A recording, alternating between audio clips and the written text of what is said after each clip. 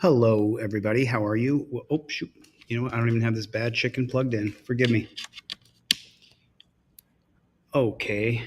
Testing 1, 2, 3, 4, 5. Testing 1, 2, 3, 4, 5. Let me make sure that everybody can hear me. This will be a fairly short live stream because I have to ship out trifolds today before 3 o'clock. So I'll be here for maybe 30, 45 minutes.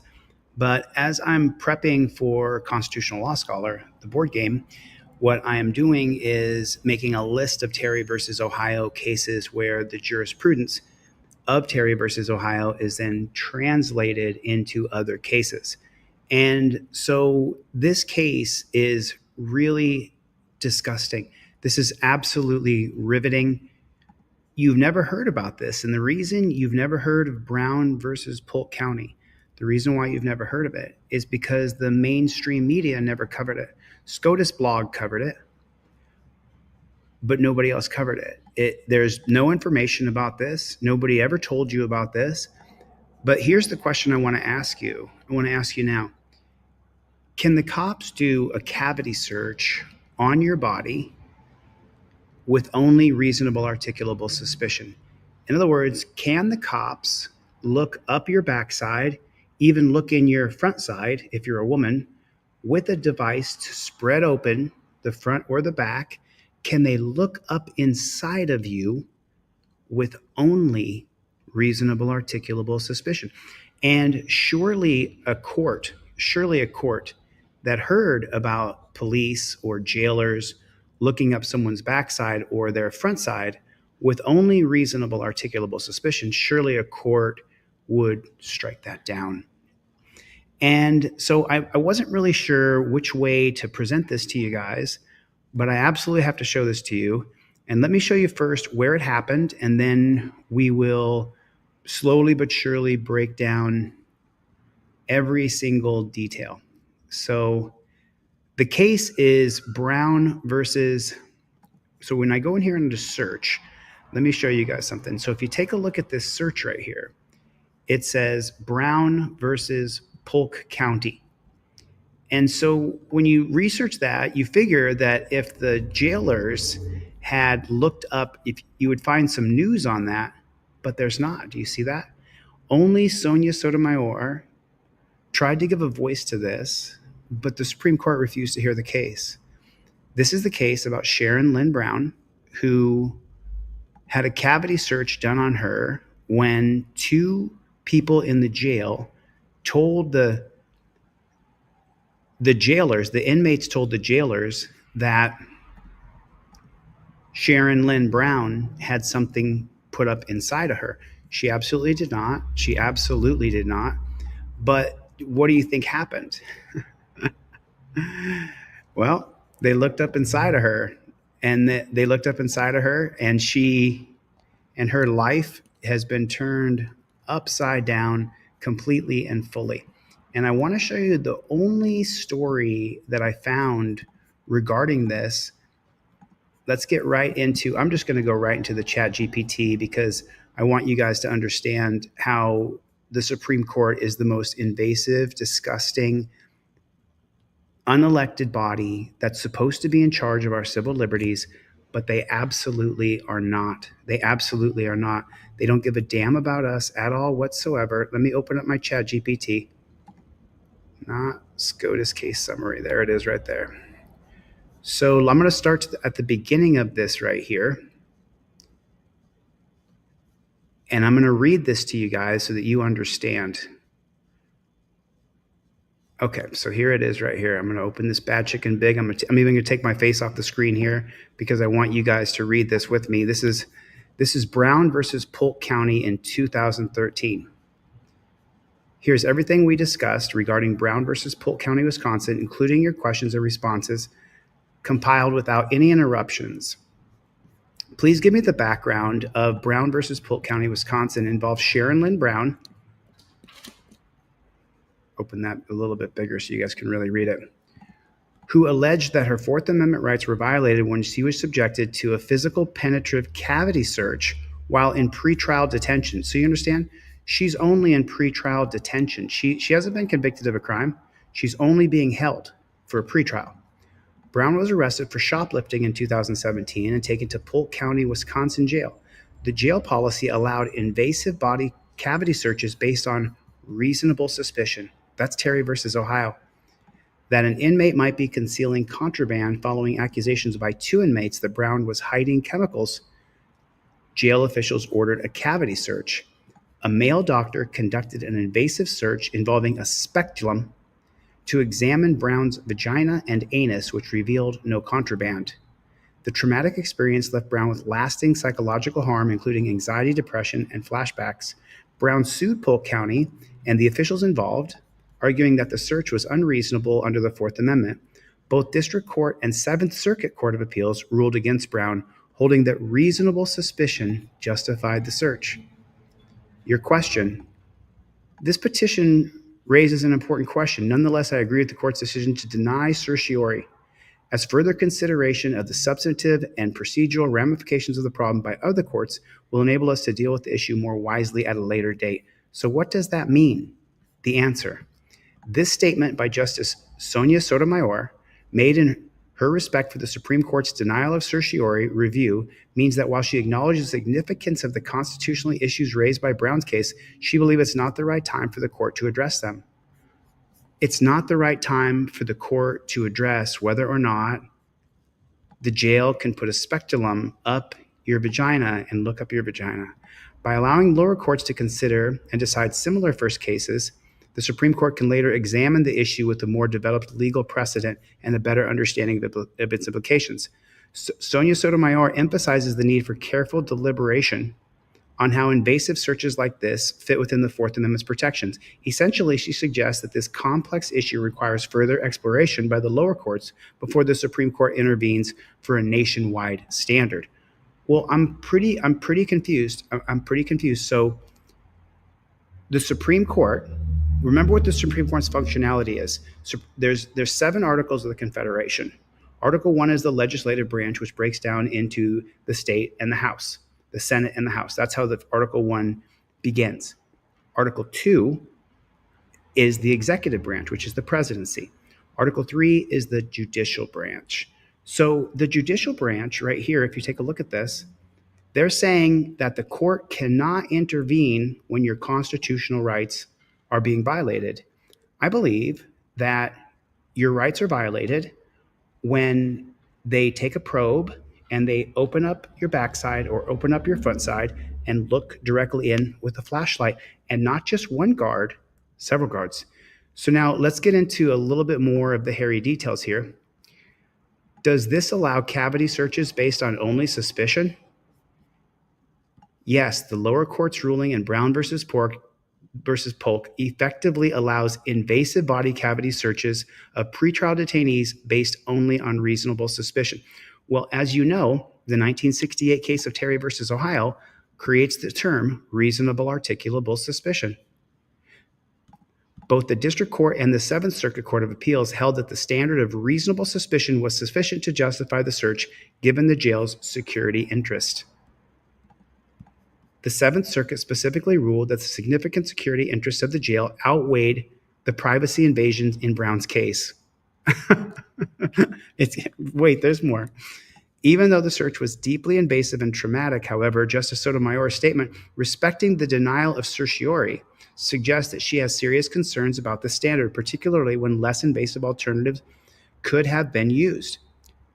This decision highlights the ongoing tension in Fourth Amendment law between individual privacy rights and government interest in security. While this ruling is binding with the Seventh Circuit, it does not necessarily apply nationwide unless the Supreme Court addresses the issue.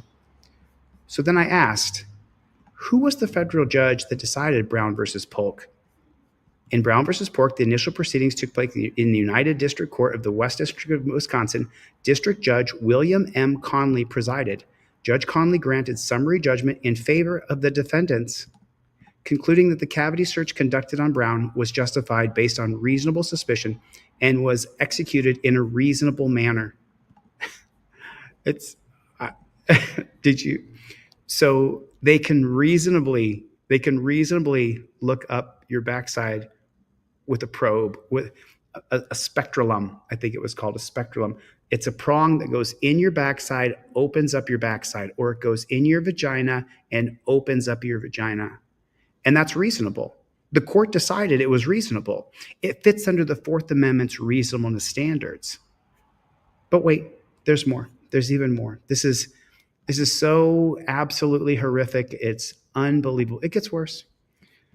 Subsequently, the case was appealed to the United States Court of Appeals for the Seventh Circuit, where Judge Frank M. Easterbrook, Kenneth F. Ripple, and Michael E. Scudder upheld Judge Conley's decision. The appellate court agreed that the search met the Fourth Amendment reasonableness standard.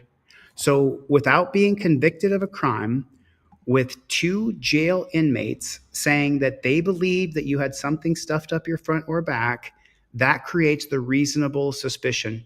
It's articulable suspicion. You can articulate that these two inmates told me that she had something stuffed inside of her. And so now what we're going to do is we're going to open her up and take a look inside, not put her in a holding cell for 24 hours and see if anything comes out, not take a sonogram and look inside of her intestines. No, no, no, no. We need to put a spectrum inside of you and open it up. And both the district court and the circuit court found that it was perfectly reasonable. Do you understand that? Now it gets even worse. It gets even worse because I had more questions. Sharon Brown later sought review by the United States Supreme Court, which denied her petition for writ of certiorari. So the Supreme Court won't hear the case. Sonia Mayer issued a statement respecting the denial, expressing concern about the implications of allowing such an invasive search based solely on reasonable suspicion. So then I said, well, who appointed William Conley? When, and is it a lifetime appointment? I already know the answer to that part, but I wanted to do it for you guys. William M. Conley was appointed as a judge by Barack Obama in 2010. In 2010, right there, in March of 2010. Yes, this is a lifetime appointment. All federal judges under Article 3 of the Constitution serve during good behavior, effectively granting them a lifetime tenure unless they resign, retire, or remove through impeachment. And I'm not sure about federal judges, but I know for a fact that no Supreme Court justice in the history of our country has ever been successfully impeached. Now, you're going to have Samuel Chase, who's going to be a Supreme Court justice from 1796 to 1811. He's going to be impeached, but they're going to lose that impeachment. This lifetime tenure is intended to ensure judicial independence by insulating judges from political pressure. So then I asked it another question. Is Brown versus Polk County possible without the jurisprudence of Terry versus Ohio? Now, let me explain exactly what I was asking. Thanks for the gifted memberships, plead the fifth. Sorry, I'm not calling off any names. I'm just trying to get this. I want to get this presentation done as quickly as possible because a few of you ordered trifolds and you really asked me, can you please get them there before Christmas? So I got to get these into the post office as soon as I can. So now that question right there, is Brown versus Polk County possible without jurisprudence of Terry versus Ohio? What that means is when you hear about a landmark Supreme Court case, what that does is it creates little cliffs that you can set your case on top of, and then another case can set on top of that, another case can set on top of that. If you're a rock climber, then it would all of a sudden be a magical little ledge that opened up for you. You could reach up and grab it. And then, of course, everybody else can reach up and grab it. So you can stack multiple cases on top of that. That's jurisprudence or stare decisis. So I asked the very direct question, and so let me rephrase this question. Is Brown versus Polk County possible without the jurisprudence of Terry versus Ohio? Let's get into the answer of that bad chicken. No, it's not. Brown versus Polk County would not have been possible in its current form without the jurisprudence of Terry versus Ohio. Terry versus Ohio introduced the concept of reasonable suspicion as a lower standard than probable cause, allowing cops to perform brief investigatory stop or frisks. Investigatory stop or frisks have now turned into body cavity searches based on suspicion, based on reasonable suspicion. If they have specific articulable facts leading to reasonable suspicion of criminal activity. This precedent significantly shaped the Fourth Amendment law and extended its applicable to other contexts, including searches in custodial and jail settings. Here's how Terry versus Ohio connects to Brown versus Polk County. The expansion of reasonable suspicion.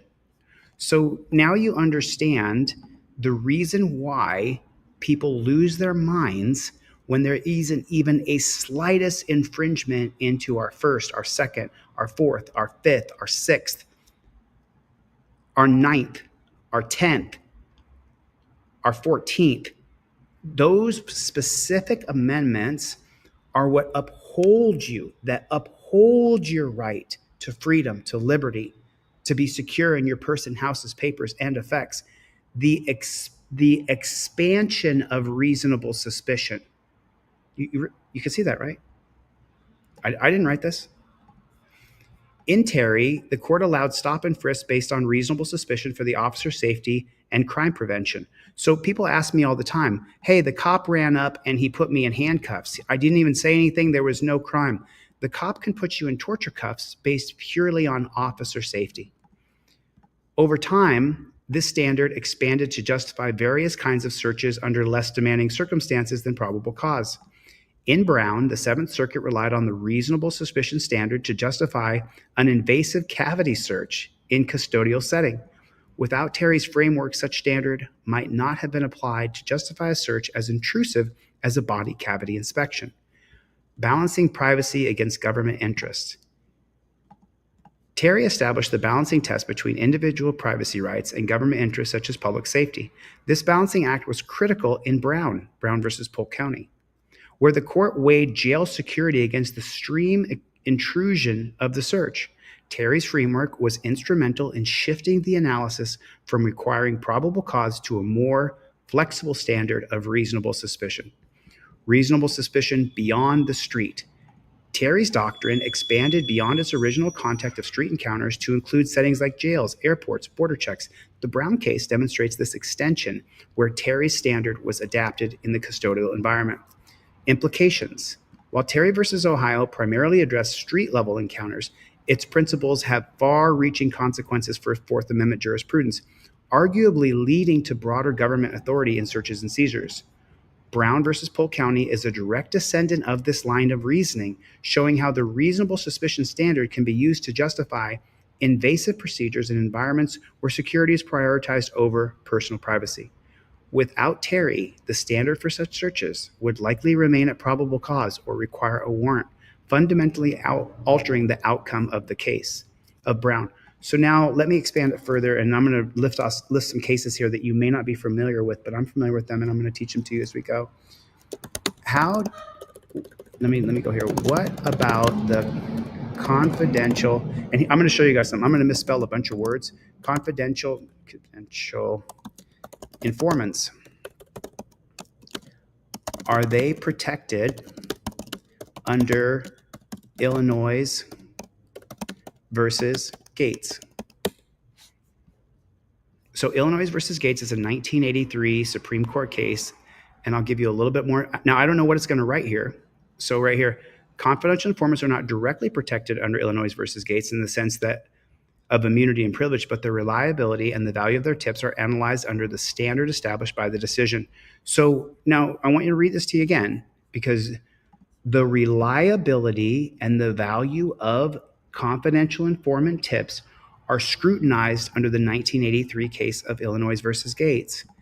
Illinois versus Gates creates a more flexible totality of circumstances approach for determining whether information by confidential informants established probable cause for a warrant, moving away from the Aguilar-Spinelli test of 1967. That's where they combine two cases, Aguilar and Spinelli. There's key takeaways regarding confidential informants for Illinois versus Gates. It held that probable cause is determined by the totality of the circumstances. See, that's what I'm talking about. It just drives me up an absolute wall, allowing courts to assess the credibility of a confidential informant and the information provided in a holistic manner. The totality of the circumstances. Well, you're talking about people who are inmates incarcerated inside of a jail who told the guards that Sharon Lynn Brown had something stuffed up inside of her, methamphetamines inside of her body. I would argue that the reliability of the confidential informant is questionable at best, because when you're in jail, people are absolutely horribly, disgustingly miserable.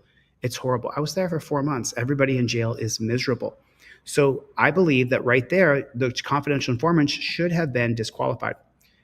Under the standard factors such as informant's reliability, basis of knowledge, and corroboration of their tips are all considered, but are not rigid requirements. So you can just say whatever you want. If law enforcement independently verifies aspects of the informant's tips through surveillance or other investigative measures, this strengthens the credibility of the tip, even if the informant's identity or reliability is questionable. In Gates, a detailed tip about a drug operation was corroborated by law enforcement surveillance, which helped establish probable cause. Before Gates, the Aguilar-Spinelli required strict proof of both informant's veracity, truthfulness, and the basis of knowledge, how they obtained the information. Gates replaced this with the more practical, totality of circumstances standard, making it easier for the confidential informant tips to obtain warrants.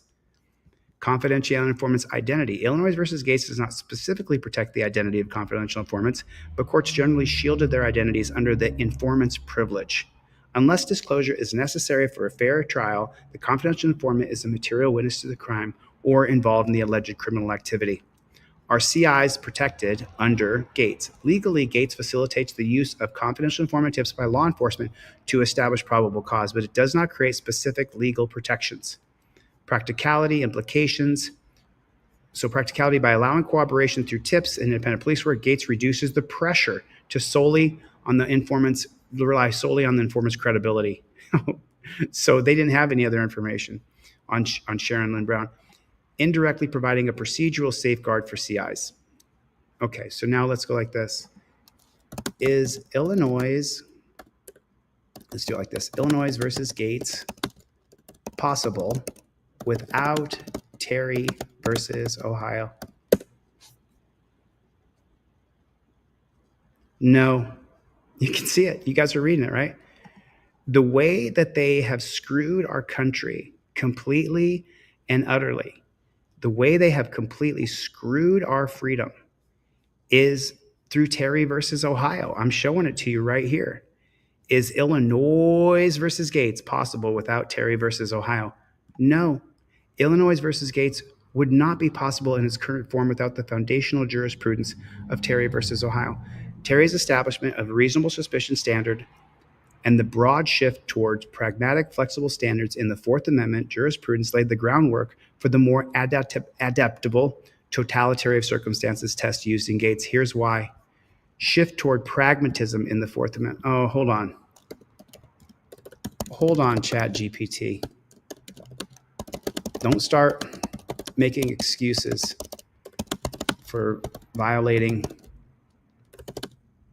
our constitutional rights, because it'll start to do it. ChatGPT will start to make excuses.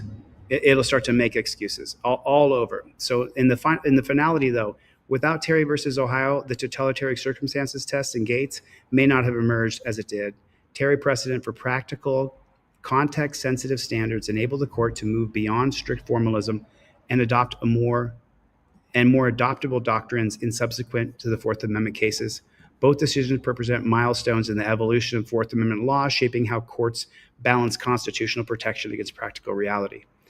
I hear your frustration and completely respect your concern about the protection of constitutional rights. The balance between individual rights and government authority is a critically deep and contentious issue of the Fourth Amendment jurisprudence. It's fair to say that many of these legal doctrines, such as reasonable suspicion and totalitarian circumstances, are controversial cases because they can feel like a step away from the protection of the Constitution. It seems like the case law has been altered in ways that potentially erode protections. You're not alone thinking so. Critics of cases like Terry versus Ohio and Illinois versus Gates argue that they set precedents for allowing government intrusions under less stringent standards, which can sometimes be exploited to justify actions that might otherwise have been unconstitutional. That said, the courts often frame these decisions as pragmatic attempts to balance rights and the security in an evolving society. But this balance is a constant debate, and your concerns highlight the need to remain vigilant about any erosion of our constitutional rights. If you'd like, we can examine how these rulings have been challenged and what. Okay, we're going to get into that a little bit more. We're going to get into it a little bit more. But now there's a case that I'm going to show you, because I'm going to show the world that Terry versus Ohio has ruined our country, that it's unequivocal and undeniable that Terry versus Ohio has ruined our country. And If it doesn't make you mad and it doesn't make your blood boil, then you don't understand what's really happening. And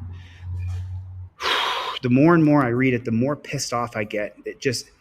I don't understand at all whatsoever. I don't get it. I don't respect it. It makes me angry. It makes me mad. I think that we're living in an alternative universe from freedom, from absolute freedom. Now I'm going to show you another case here, and this has a video with it. And the case I'm going to show you right here is Kansas versus Glover. I'm just looking for the exact tab right here, right now. It's good to see everybody. Thank you guys for coming. Really super appreciate it. But there's so much we have to talk about with Constitutional Law Scholar. The reason why I'm doing Constitutional Law Scholar is so that I can show you exactly how Terry versus Ohio has absolutely ruined our country in great, great detail. And I'm going to show you, okay, now Brown versus Polk is one thing, but Utah versus Streep is another. And we're going to go into Kansas versus Glover right now because I found that video. And here it is. So this video has some violence in it, so just prepare yourself for that. This definitely has some violence in it. You're going to see a cop get shot, and the woman is going to get shot, and she's going to be killed. And then we're going to go into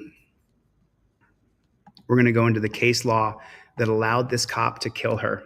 This is truly an unbelievable thing that you're going to see here. I have to stop sharing and share a different tab. So this is an ACAB. Get down! Get down on the ground! Down on the ground!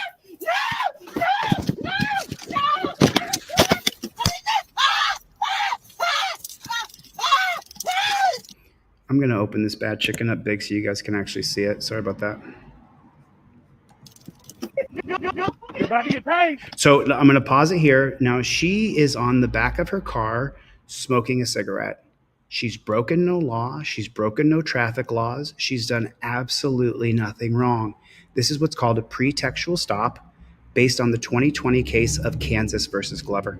You're about to get paid. Get down! Get down on the ground! Down on the ground!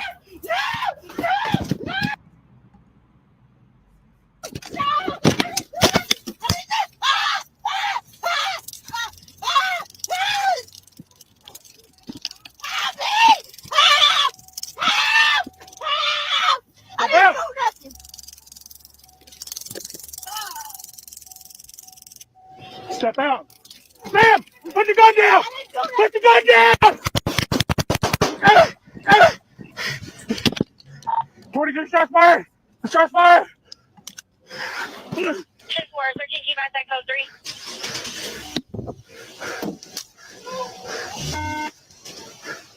3. Okay, now who thinks that she's going to run him over right here? Swing around it.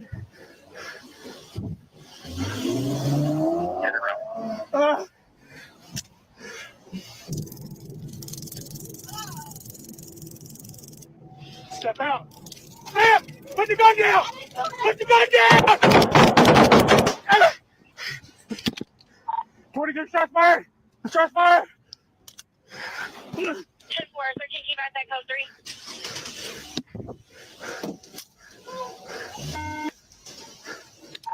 Swing around it.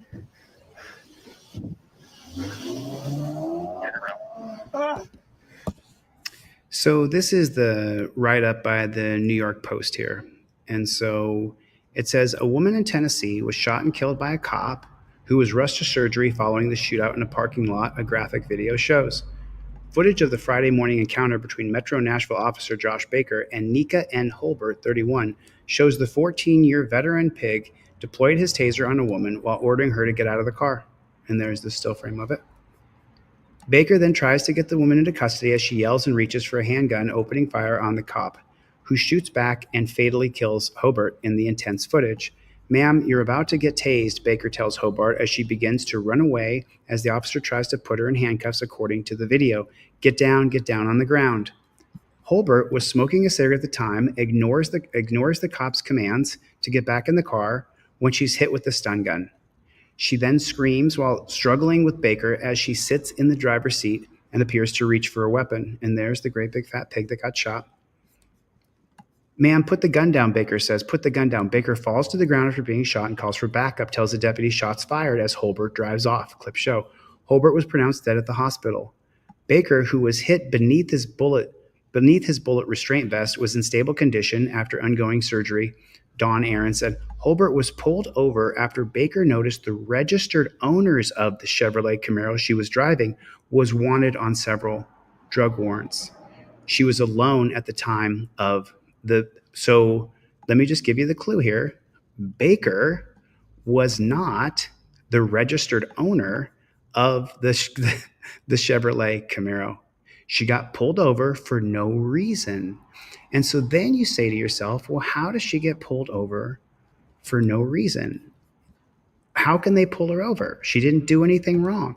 She was pulled over because it said that the owner of the vehicle was wanted for chemical warrants.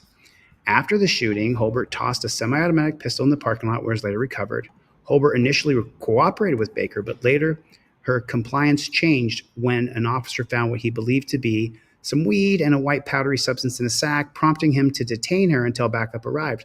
But now you figure that this would be fruit of the poisonous tree because he pulled her over with no reasonable suspicion or probable cause. But did he have reasonable suspicion? The Tennessee Bureau of Investigations, so the cops who investigate cops that try to hide other cops' crimes, and prosecutors from the Davidson County District Attorney's Office are reviewing the fatal shooting. Let's see what we get here. Now she's running away. Remember, this woman has done nothing wrong, absolutely nothing wrong. She's done absolutely nothing wrong. And he tases her because she doesn't want to comply with him. And there's shots fired right there. There it is. This investigation is early stages, will take time to complete. My thoughts and prayers are with Officer Baker and with the families of everyone involved, said Cooper. They're with Officer Baker and the people involved. So then you say to yourself, how could that be possible? How could you get pulled over while you've done nothing wrong because the registered owner of the car has some warrants for his arrest? So now we're going to go back here and you know what I'm going to do?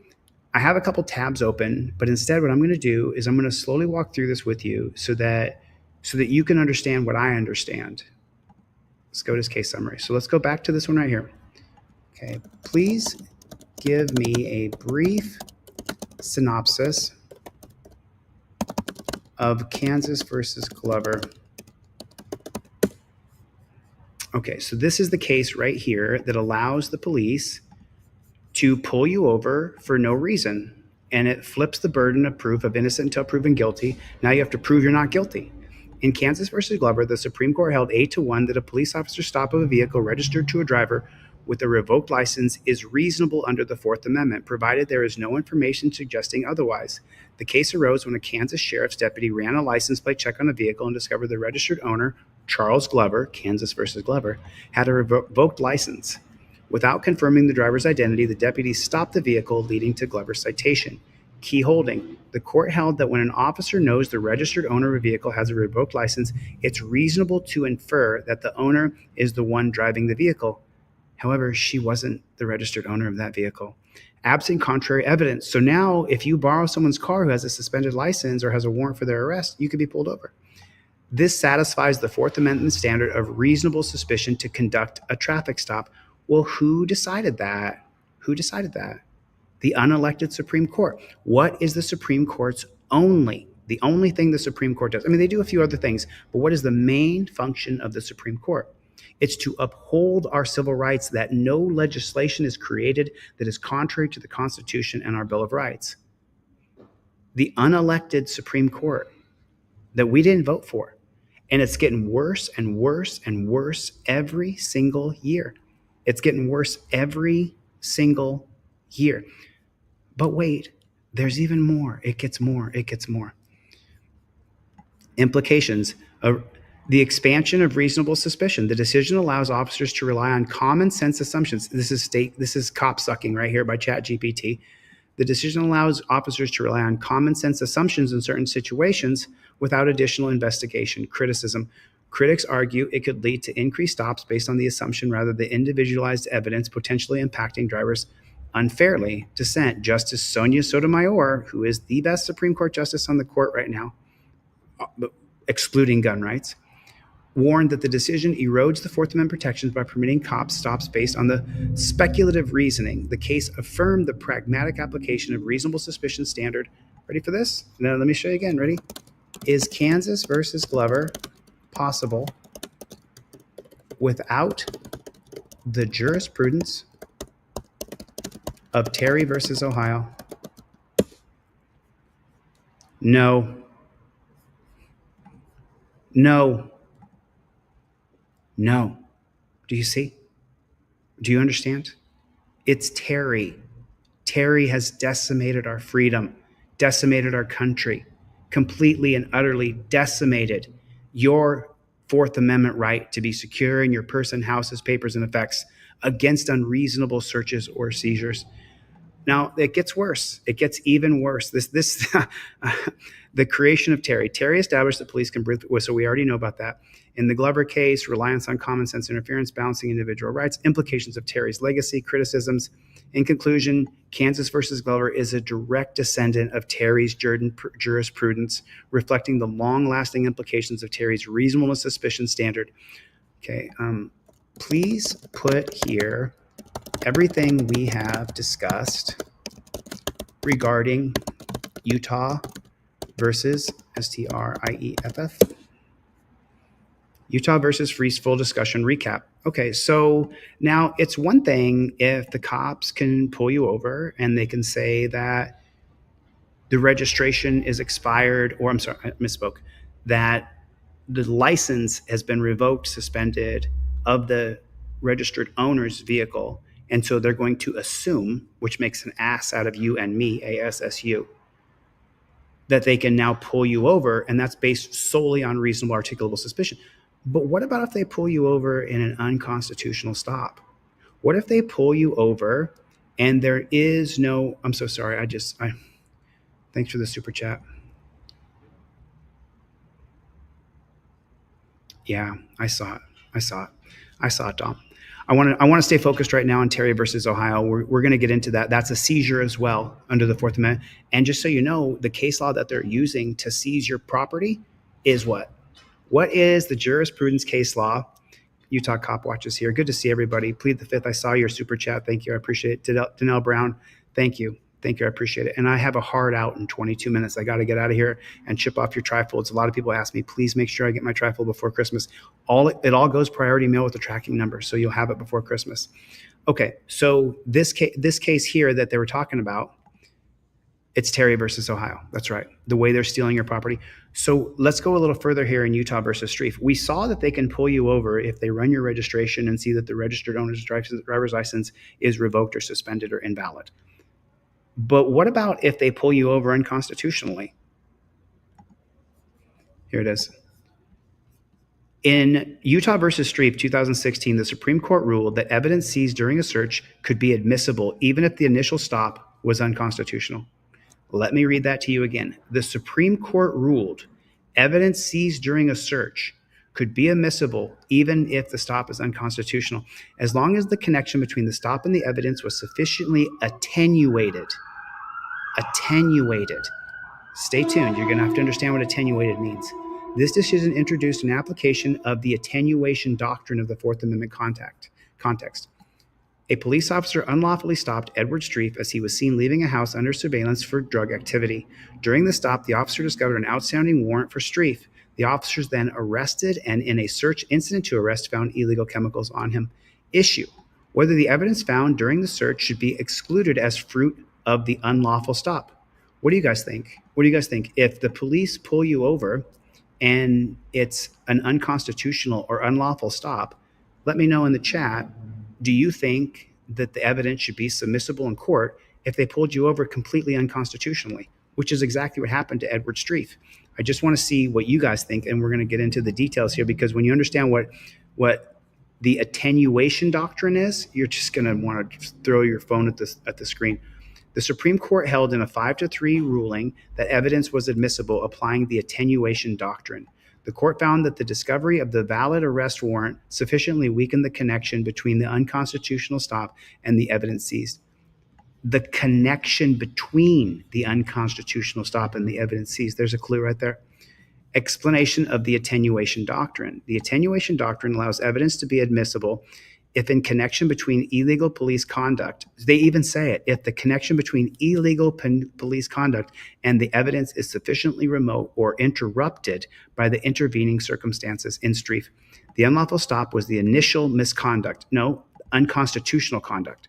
The discovery of the outstanding warrants was considered an intervening event. The search incident to a lawful arrest following the arrest yielded the evidence. Key points from our discussion. Expansion of the attenuation doctrine. Streif stretched the doctrine to apply in situations where the intervening circumstances, the arrest warrant, arose directly from police misconduct. Critics argue that this ruling weakens the exclusionary rule, reducing the incentive for police to avoid unlawful stops. Implications for the Fourth Amendment protections. The decision has been controversial for its potential to erode. It's not controversial. We just saw it. We just saw that woman get killed. She wouldn't be dead if it wasn't Terry versus Ohio. To erode constitutional safeguards, allowing evidence obtained through illegal stops to be admitted if a warrant or similar justification is afterwards. See some of this as incentivized for pretextual stops where officers might gamble on finding an outstanding warrant to justify otherwise unconstitutional actions. Justice Sonia Sotomayor, the best Supreme Court justice we have right now, in her dissent, highlighted the broader societal implications, particularly for vulnerable populations disproportionately impacted by aggressive policing tactics. She warned that ruling risked normalizing unlawful stops and undermining public trust in law enforcement. We've lost all trust. Broader legal and social impacts. The ruling has been cited in subsequent cases to justify admitting evidence found after unlawful stops, raising questions about its limits. It intersects with broader debates about the balancing between law enforcement needs and individual rights, with critics arguing its tips too far favor law enforcement. So then I asked, and then I wanted to understand, because let me give you a little bit of case breakdown without showing the graphics yet. Oh, by the way, to Team DLZ, I put another video up today on teamdlz.com. We have the graphic done. I'm going to put it on the wall tonight. So now let's get into this, because so the 1914 case of Weeks, W-E-E-K-S versus the United States creates fruit of the poisonous tree, the exclusionary rule. The fruit of the poisonous tree isn't fully flushed out until the 1961 case of Mapp versus Ohio, but in 1914, they said that cops cannot get evidence from an unlawful stop or it is excluded. So then I went down the road and I said, well, how do we have the attenuation doctrine if we know from the 1914 case and the Fourth Amendment that you cannot have evidence taken from you if it's done by an unconstitutional or an unlawful stop? So I dug in a little further to find out the attenuation doctrine originated from cases like Wong versus United States. The doctrine initially aimed to prevent, so look at the year, 1963. What happened in 1950? The Korean War, Wong's son versus United States. So the Supreme Court justice personnel in 1963 are going to be affected by what? This is going to be the Warren Court in 1963, who was in the Supreme Court from 1953 till 1969. So in 1963, they were chanting to impeach Earl Warren because he had passed the 1961 Mapp versus Ohio. So the attenuation doctrine derives from Earl Warren's court after the cops all over the country were trying to impeach him for Mapp versus Ohio in 1961. The attenuation doctrine originally aimed to prevent tainted evidence from unlawful actions unless the tainted was sufficiently diminished. So how does that? Streif differs from cases of Mapp versus Ohio, where the court firmly upheld the exclusionary rule. It aligns more closely with Hudson versus Michigan, which also limited the reach of the exclusionary rule. Conclusion, Utah versus Streif presents a pivotal moment in the Fourth Amendment jurisprudence where the court applied the attenuation doctrine. The decision underscores the trend in balancing cops' practicality against individual rights, sparking ongoing debate about its implications. This is a full recap. Is Utah versus Streif possible without Terry versus Ohio. I can misspell everything. It doesn't matter because it'll pick it up. Oh, okay. So it says it is. Utah versus Streiff relies heavily on the jurisprudence foundation of Terry versus Ohio, making Streiff unlikely without the precedent of Terry established. So it said,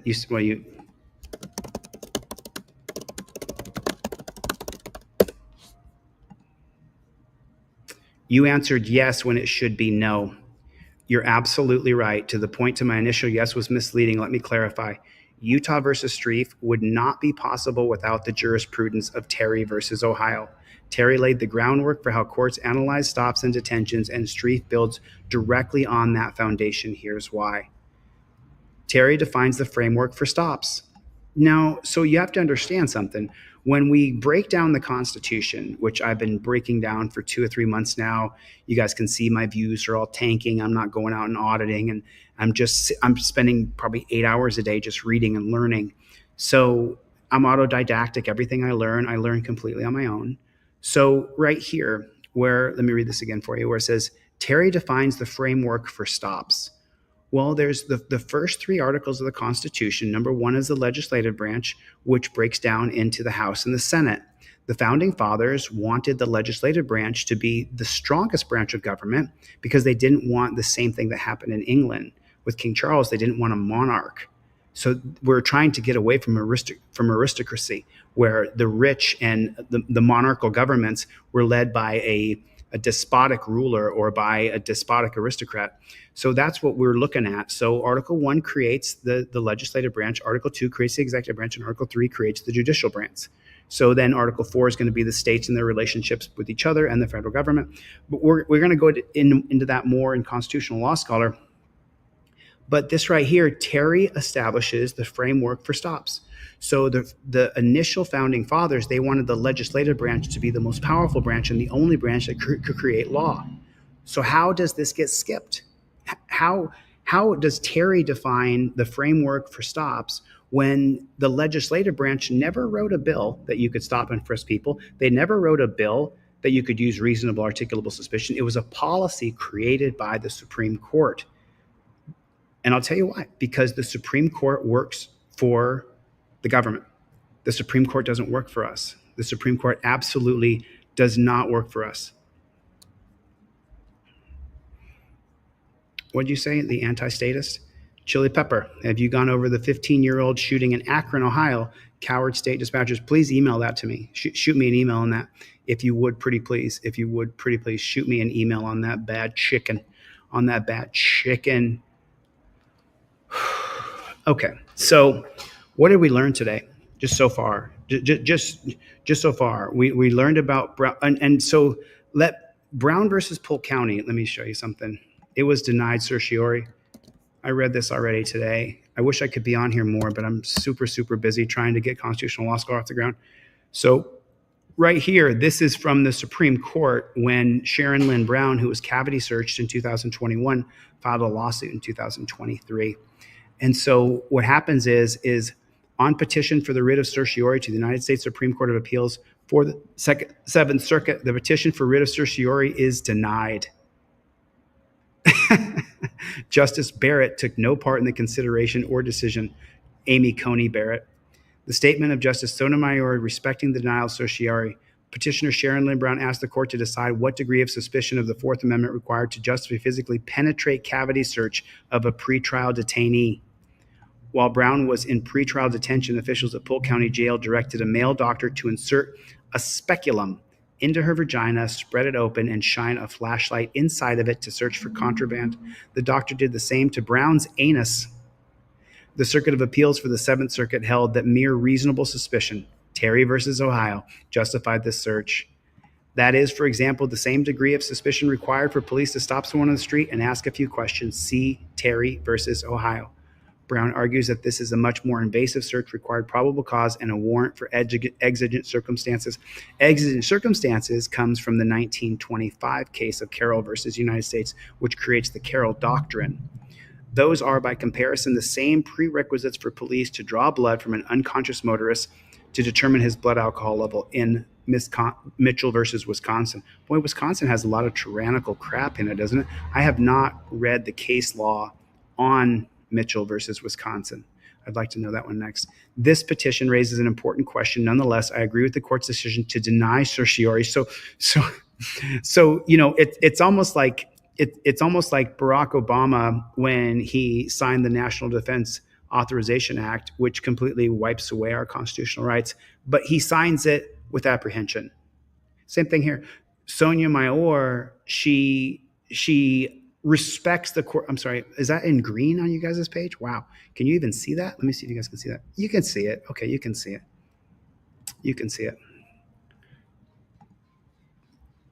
Let's find out. So after that right there, we can cut because she says, I find this problematic, but I respect the court's decision to deny certiorari. What are you talking about? What do you mean? You respect the court's decision. Let's go back into it a little bit and we'll find out exactly what a speculum is.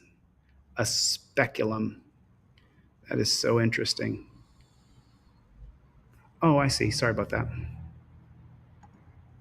There it is. Let me just do this. I have that here. Let me just go back like this. Okay.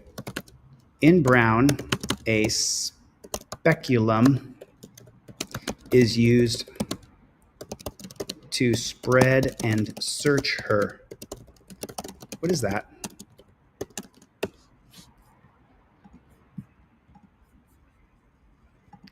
A speculum is a medical instrument designed to hold open a body cavity to allow visual examination or medical procedures. In the context of Brown versus Polk, it was used to conduct an invasive cavity search by vaginal examination. The speculum was inserted into her vagina, spread open the walls of the cavity, and a flashlight was shone inside to search for contraband. Anal examination. In a similar procedure, it was performed in her anus to inspect for hidden items. This tool is commonly from a gynecologist, like a pap smear, to open up the cavity to her examination. However, in Brown's case, highlights the highly sensitive and distressing nature of the search, especially given her pretrial detainee status and lack of sufficient justifications for the extreme procedure. The use of a speculum without appropriate safeguards or alternative raises how was Brown affected from all this? And then Sharon Lynn Brown experienced significant emotional and psychological trauma as a result of the invasive cavity search while she conducted in pretrial Polk County Jail. Here's what she was affected: emotional stress. When the doctors removed the speculum from her backside, Brown testified she immediately started crying and could not stop. She cried during the procedure and on the way back to the jail, and even while getting dressed afterwards. She was so distressed that she asked to remain in the holding cell because she couldn't stop crying. The experience left Brown with severe anxiety, depression. She reported sleeping only about 3 hours per night. She suffered flashbacks, leading to further emotional pain and fear. Brown became terrified of leaving the house, fearing police would pull her over, and she'd end up in jail again. Brown was left deeply uncomfortable being alone with men, including her own brother, even 2 years after the incident. This indicates a profound, ongoing sense of violation and mistrust. Broader implications. This traumatic experience represents more than personal harm. It reflects the systematic consequences of invasive procedures conducted on insufficient justifications and oversight, particularly on individuals in vulnerable positions like pretrial detainees. The search and its aftermath underscores the deeply personal and lasting effects of such procedures can, and not only physically, but the harm, but the dignity, autonomy, and emotional well-being of individuals subjected to them. So, yeah, and so just so you know, Survive 2025 asked a very legitimate question, said, why not do an X-ray? Now, I have so many tabs open from my research today regarding Constitutional Law Scholar. I have so many tabs open, but I actually have a tab that explains what you're saying, that explains exactly what you're saying. And I want to, this says, I don't know if I'll be able to find it in the next 6 minutes because I have got to get to the post office to mail out people's trifolds who ordered and literally emailed me after they ordered and said, Chili, can you get this out tomorrow? I want to get it for a Christmas present. And I'm like, dude, I will get it out tomorrow. So I will be at the post office by 4 p.m. and I'll be shipping out trifolds today to make sure people get their trifolds. I believe it's Torres versus Madrid. Let me see if I can do that. Let me see if I can bring up all conversations about Torres versus Madrid. Please recap our discussion of Torres versus Madrid.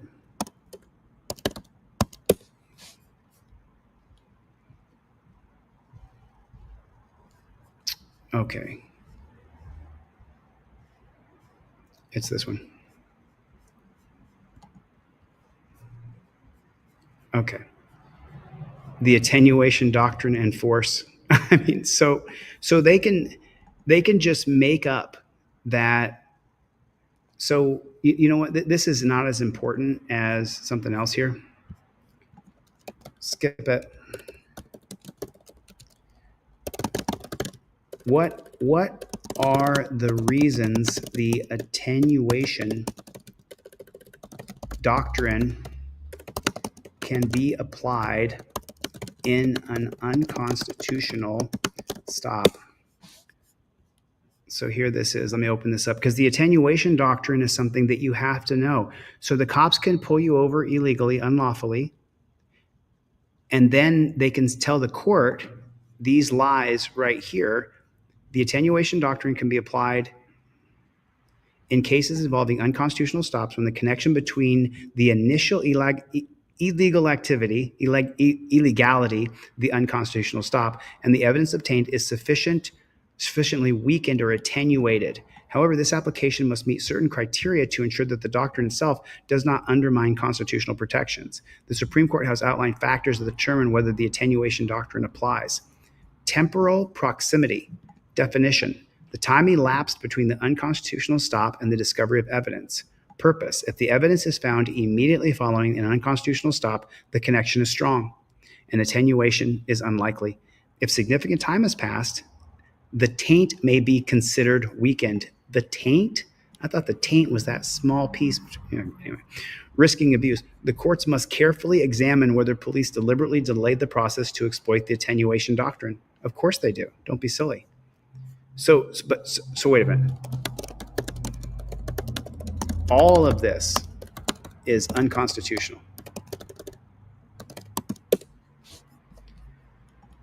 So I said, so wait a minute. And then it said here, the application of the attenuation doctrine can indeed feel at odds with the Fourth Amendment protection, and many legal scholars advocate and argue that its overuse or improper application undermines constitutional rights. Here's why that concern arises. The Fourth Amendment protects against unreasonable searches and seizures. The exclusionary rule is developed to enforce this protection by ensuring that evidence obtained through unconstitutional means is inadmissible in court. The attenuation doctrine, however, creates an exception to this rule, which can seem to dilute and deter effects of the exclusionary rule. When the attenuation doctrine is applied, it allows evidence to be used if the connection between the unconstitutional police conduct Stop right there. It allows evidence to be used in the connection between unconstitutional police conduct. Copy. I'm just going to, right here, I'm going to scroll down here. It just talks and makes excuses. Stop. You wrote. That's it. Case closed. I said, stop it. You wrote, it allows the evidence to be used in the connection between unconstitutional stop misconduct. You're absolutely right to focus on the central issue. Allowing evidence derived from unconstitutional police conduct undermines the core principle of the exclusionary rule and by extension, the Fourth Amendment.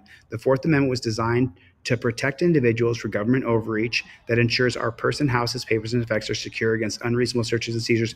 When the court allows evidence obtained through unconstitutional conduct, whether through the attenuation doctrine, good faith exceptions, or any other means, they effectively dilute the protections guaranteed by the Constitution. Why this feels like a closed case. The exclusionary rule purpose. The rule exists to deter police misconduct. Allowing evidence derived from unconstitutional actions negates this deterrent and suggests that the constitutional violations can be excused if they later lead to evidence of wrongdoing. Rewarding illegal conduct. By permitting the use of evidence obtained through illegal means, even indirectly, the courts create a pervasive incentive. This signals to law enforcement that violations of constitutional rights might be justified or excused.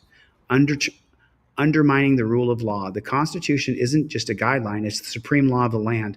Any exception that permits evidence gained through unconstitutional means undermines the rule of law itself. The crux of the problem. Your focus is spot on. I know it is. If the connection to unconstitutional conduct exists, any evidence derived from it should be excluded. Full stop. You, bro.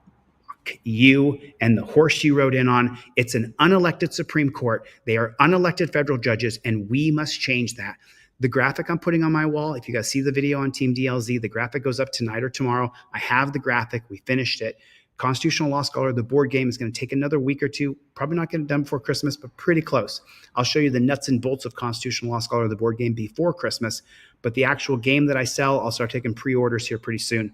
But we're not, it's right here. Let me just read this again because I got lost on Constitutional Law Scholar instead of talking about this right here. The connection between unconstitutional conduct exists. Any evidence derived from it should be excluded. Full stop. That's what I'm talking about. That's what I'm talking about. Did a doctor perform the search of the policeman? They said that they used a jailhouse doctor. Now, just so you know, I got an EKG and I had a panic attack in jail when they put the torture cuffs on me so tight in the dungeon and they were dragging me down somewhere. I didn't know they were taking me. I was scared. I thought they were going to kill me. And I had a full-on panic attack. And the jail doctor was just a bastard, a total bastard. The jail nurses were disgusting. Were absolutely disgusting. Cavity searches. All right, so listen, I got to get to the post office and ship off your trifolds. If you want me to ship you a trifold in the next 10 minutes, I'm going to leave here at 3:15 to be at the post office. I'll leave here at 3:20, so you have 20 minutes. If you order a trifold now, I can get it to you. And for Christmas, what I'm doing is I'm doubling everybody's orders. I've been doubling orders for the past week. If anybody ordered anything, I doubled your order because I want to get my products out into the world. I want more people to have this so that you remember to invoke your Fifth Amendment right to remain silent. Always invoke your Fifth Amendment right to remain silent. Get a trifold. Go to deletelaws.com. You have about 30 minutes before I leave for the post office to ship, but I got to get the flock out of here, and I've got to get this. Oh, there you are, Northeast Colorado Cop Block. Hold on a second, Northeast. Let me real quick go on the YouTubes. On the YouTube's Northeast Colorado Cop Block. What's up, Playboy? I mean, the shadow ban by YouTube is just whatever, but I'm not auditing either, and I haven't, to be honest with you, I told you, I just found my sea legs just a short time ago. There it is. I could hear it. There it is. AMG Stealth, what is going on? Rick Grimes, what is going on? How are you, buddy? Aaron Peterson, what is going on? How are you, man? I'm looking for Northeast Colorado Cop Block's commentary right here. This guy's been on the channel for a long. Oh yeah, there you are. Okay, cool. I already got you. You're already set. Chris Beaumont, what's going on, brother? April Rain, how are you? Let me read off some names here. Put in the comment section if you would, please, for me. OTV. Oh, Overturn Terry versus Ohio. And I think during this live stream, I have shown you guys the reason why we must overturn Terry versus Ohio. Jeez. What's going on, Playboy? Good to see you. Dan Hanlon, good to see you, my friend. We got to talk about Craig Hendry. I'm going to ask him to give me a call. Matthew Hayden, I promised people. Freeman Key said, wore my hoodie all day today, Chili. Oh, so listen, the delete laws, we're not going to get, the delete laws brand isn't going to go away anywhere. But this next year, I'm going to be working on First Amendment Auditor. So I only have double XL. Oh, shoot, I'm not wearing the shirt. This is the Constitutional Law Scholar hoodie. I only have double XL, triple XL, and small hoodies in right now. So if you want one, you got to buy one of those. And then I'm really going to shift this brand. I'm going to shift this brand into more of an educational brand. I will be doing some audits in Nevada this next week. I'll be doing an audit a day, every single day in Nevada while I'm out there. But anyway, listen, it's if you want me to send you off a trifold and a cop card, you got to order within the next 30 minutes because I want to get it out priority mail, and the post office is telling me it's going to be there by Monday. So I want to make sure I get those done for people. You know, I want to make sure. Milena, Citizen Broadcast Cooperative, love seeing you, man. Jeff Hinckley, good to see you, man. Plead the Fifth. Now, Plead the Fifth is now Dear Santa, I Plead the Fifth. Thanks for your support, brother. I appreciate you, man. What's the matter, you? Stomper, love you, Stomper. Mikey B, super, yeah, free Craig Hendry. You know, I'm not doing any fundraisers till next year, but next year we're going to, you know what I'm saying? Rachel Weber, what is going on, Rachel? How are you? Grateful Dabs, Jennifer Hill, Butch the Original, Dale, what is going on? The Joker, AMG, what is going on, my friend? Chris Beaumont, what is going on? Mikey, how you doing, my friend? Rising Tides, Scotty. And then we have Kat. Kat, are you the same Kat from the other day and you changed your username? Just so you know, I sent you off a trifold, so make sure you check your mail. I sent you off a free trifold if it's the same Kat. Not sure if it is. Freeman Keys, Ruben Mora. Thank you guys, moderators. Thank you for not blocking anybody today. I appreciate it. I don't think anybody, I blocked somebody because they were being an asshole. But other than that, you know what I'm saying? What's the matter? You Levi Audits. Levi Audits. All right, listen, I got to get to the post office and mail these trifolds. Thanks for coming to my TED Talk. I'll see you guys on the next one.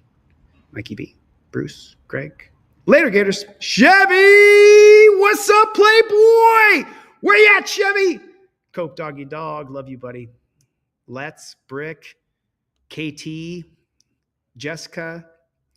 Gosh, there's just so many people who are Plead the Fifth. There's people who just are big time lovers and supporters, and I really love you guys. I really, really do.